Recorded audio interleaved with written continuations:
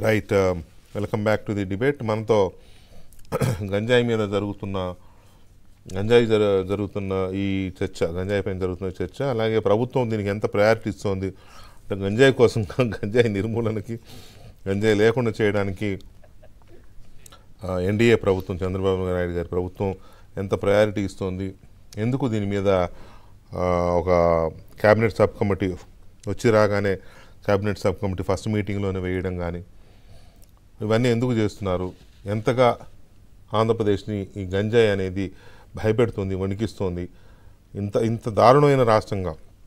మొన్న ఎవరో మండిపేటలోనే ఆఫ్ఘనిస్తాన్తో పోల్చారు ఆంధ్రప్రదేశ్ని. ఏది ఈ గంజాయి కానీ మత్తు పదార్థాల వినియోగము, స్మగ్లింగు, ఇటువంటి వాటి విషయంలో ఆఫ్ఘనిస్తాన్ లాగా తయారైంది అనేది ఒక చర్చ నడుస్తోంది. సో ఈ పరిస్థితులు ఎందుకు వచ్చాయి ఆంధ్రప్రదేశ్కి, ఎలా దీన్ని అడ్డుకోవాలి, ఏదో ఒక క్యాబినెట్ సబ్ కమిటీ వేయగానే అవుతుందా? వీళ్ళంతా బాగా అలవాటు పడిపోయారు కింద స్థాయిలో గంజాయి మామూలకి, గంజాయి పండించే వాళ్ళ దగ్గర నుంచి మామూలు వసూలు చేసుకోవడానికి గంజాయి స్మగ్లింగ్స్ ఎంకరేజ్ చేశారు.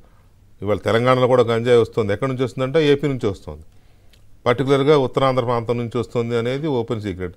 అక్కడున్న కమిషనర్ గారే చెప్పారు, వైజాగ్ని ఏంటది గంజాయి స్మగ్లింగ్కి కేంద్రంగా ఎంచుకున్నారు స్మగ్లర్స్ అని చెప్పారు. కానీ స్మగ్లర్స్ని అరికట్టలేకపోయింది గత ప్రభుత్వం.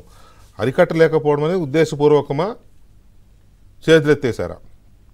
ఇది ఇవాళ చాలా కీలకమైన చర్చ. పర్టికులర్గా వైజాగ్ లాంటి ప్రాంతంలో ఎక్కువగా ఉంది ఇది. సో దీని మీద మనతో చర్చలో మాట్లాడడానికి విక్రమ్ గారు,